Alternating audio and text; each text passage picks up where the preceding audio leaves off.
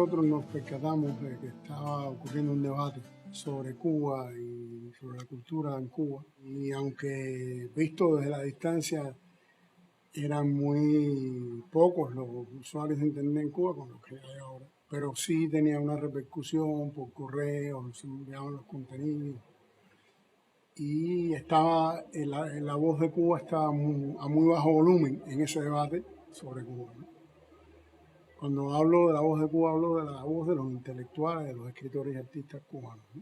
Quisimos intervenir en ese debate dándole la posibilidad a los intelectuales, a los escritores y artistas cubanos de participar. Esos primeros meses del año 2001 empezamos a articularlo también con Juventud Rebelde y bueno, a través de él llegamos a Rosa Miriam Elizalde, que es la subdirectora del periódico. Ella siempre dice que agradece a este proyecto haber entrado a lo que es hoy su razón de ser, diríamos, ¿no? Y su especialidad profesional, que es todo este mundo de la internet, de las redes sociales que vienen después. Y bueno, Rosa también fue clave, porque abrazó la idea, incorporó también a un diseñador web del periódico Gramma, Orlando, que nos ayudó a armar nuestra primera estructura en la web. Y así empezamos muy precariamente. Después discutimos el proyecto en la dirección del Ministerio de Cultura. Fuimos involucrando otros compañeros intelectuales que están en ese primer número, que fue un golpe muy transgresor, porque estuvo dedicado nada menos que a Reinaldo Arenas, y una película sobre un libro suyo que en ese momento tenía una gran circulación fuera de Cuba y con mucha propaganda negativa, con una carga muy manipuladora, y sobre todo este tema del tratamiento de la homosexualidad en Cuba y las incomprensiones que en determinado momento hubo, y las prohibiciones. Y a partir de ahí sobre todo la revista fue leída mucho en Miami. Yo diría que le movió el piso a muchos estereotipos, ¿no? Y así, cada amanecer de sábado era un zafarrancho, ¿no? Después de un parto muy largo que a todos nos suponía un trabajo extra de las funciones que cumplíamos. Recuerdo eso con mucha pasión y mucho cariño. De las cosas que nacen, y no como una mercancía, no como un negocio, no como algo con lo que vamos a ganar algo, sino como una necesidad que compartimos, que asumimos colectivamente y que abrazamos, ¿no? Y yo creo que ahí está lo que puede haber tenido exitoso. Están las personas que abrazaron esa idea, que ahí se combinan ese espíritu transgresor de ir más allá de lo tratado, de lo abordado, con una militancia revolucionaria muy radical, ¿no? Y de ahí quizá me llegó el nombre, ¿no? A mí me gusta mucho esta entrevista que le hace Ambrosio Forné a Raúl Roa. Y yo recuerdo cuando le preguntan a Roa por el mayor escritor de esa generación, y él dice sin duda en un momento que es Lezama, ¿no? Y dice Roa también, no me acuerdo si en esa pregunta en otra, dice, y mi ángel es el ángel de las jirguillas. Y además un nombre inédito en internet también, ¿no? Y atractivo, yo creo que era muy, muy atractivo, no se parece a nada y a la vez nos retrata como cubanos.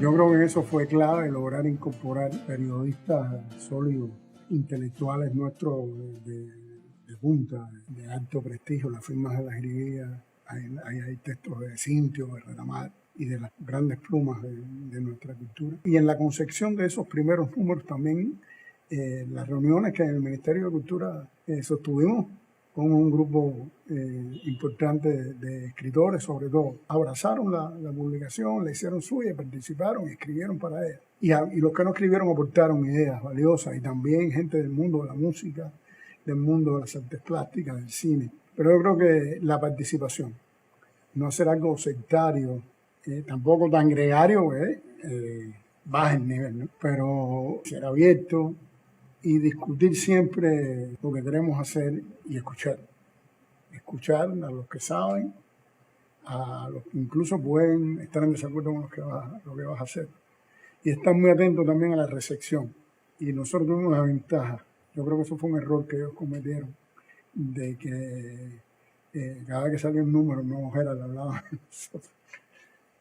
Y entonces nos daba como la evaluación de cómo lograr ese equilibrio entre picazón y profundidad, ¿no?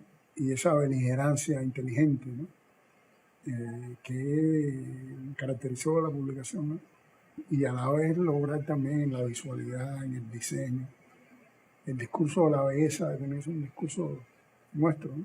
El discurso de tener una visualidad atractiva, que se desmarque de lo aburrido, de lo gris. Todas esas cosas fueron viniendo de ese diálogo con los lectores, con la audiencia, te decía, con la participación y con las ideas de esa intelectualidad que hizo suya la revista y que nos propuso más secciones y más secciones. En un momento no sé cuántas secciones vamos a tener.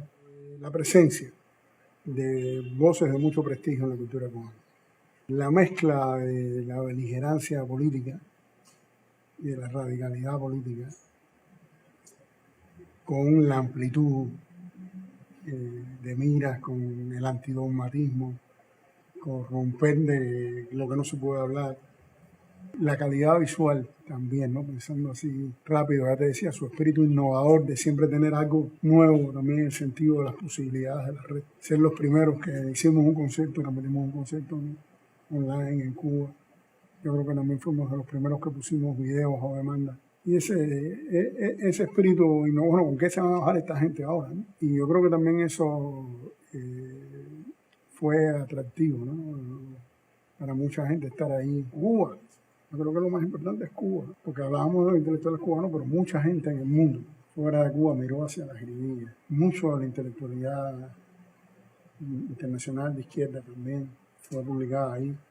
En un momento como el año 2003, la jiribilla se convirtió en un ente articulador y de dar voz de manera articulada a ese que iba contracorriente de esa agresión mediática, ¿no? Y en el modo de presentarlo, porque la elaboración, o sea, tú puedes poner un libro en línea, pero si ese mismo libro tú lo pones por partes, le haces hipervínculos, le pones gráfica, y es otra cosa, no es que buscaste ahí el libro y ese trabajo, difícil, ¿no? Y mucho más exigente, le da un valor añadido y hace que la gente lo prefiera.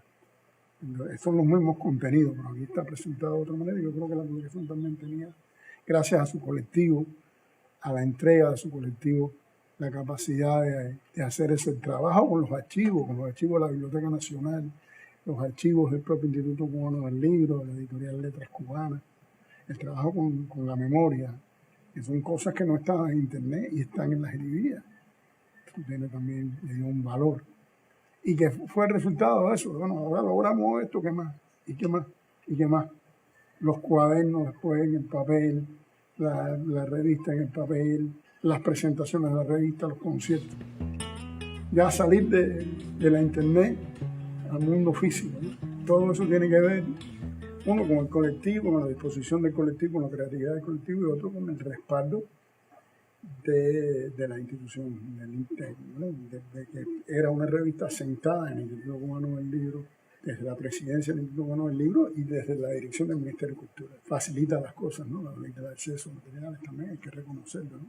Que sin la voluntad de las instituciones, ese diálogo entre esa resistencia, que no es una resistencia para quedarnos ahí, sino es una resistencia para ir hacia adelante, para hacer más, pero para también ser nosotros y no lo que otros quieren que seamos. Yo creo que la jiribilla está ahí, en esa resistencia. Todo el mundo sabe lo que es la jiribilla y lo que significa y la postura que tiene. Estar ahí es una definición. Yo creo que en la medida en que se es coherente, las personas toman posiciones con respecto a esa coherencia, ¿no? Y si tú ves que la maquinaria que agrega a Cuba ataca a la jiribilla, ¿no? Diría que las cosas no se están haciendo tan mal. Y creo que eso sería aspirar a una buena evaluación. Y que a la vez sí ser capaz de articular a lo mejor de nuestros escritores y artistas. Y ser capaz también de sostener un diálogo con el mundo. Cuando se puede defender auténticamente la cultura sin ser anticapitalista, ¿no? El capitalismo ha convertido en mercancía prácticamente toda la creación humana y la naturaleza. Entonces, y cuánta gente hay hoy luchando sin saberlo a veces por eso, ¿no? Cómo nosotros somos parte de eso. Creo que sería una buena aspiración, sin pretender dar un manual ni un deber ser, pero ser parte de eso, de este mundo hoy cada vez más estremecido por contradicciones, esa lucha ideológica que pretende barrer con cualquier tipo de pensamiento crítico, conectado con las aspiraciones de las mayorías. Estar ahí, y estar ahí no con un panfleto, no con una elaboración, con una carga de argumentos bien presentados. O sea, la posibilidad de empujar en una dirección que se escuche un poco más alto eso, es una maravilla. Descubrir esa posibilidad de unirnos, de empujar en la misma dirección, de hacer bien a gente, de que las personas estén contentas con publicar allí, con pertenecer de alguna manera a eso. Los aniversarios de la Jerinería eran una fiesta de la cultura cubana. Y después de ese conocimiento tú lo vas buscando en otras cosas, ¿no? Y entonces les vas descubriendo nuevas posibilidades. Pero lo importante es unir gente, igual que publicar libros, hacer feliz a los demás, ¿no? Defender las ideas en las que queremos, ¿no? Es lo que nos han enseñado.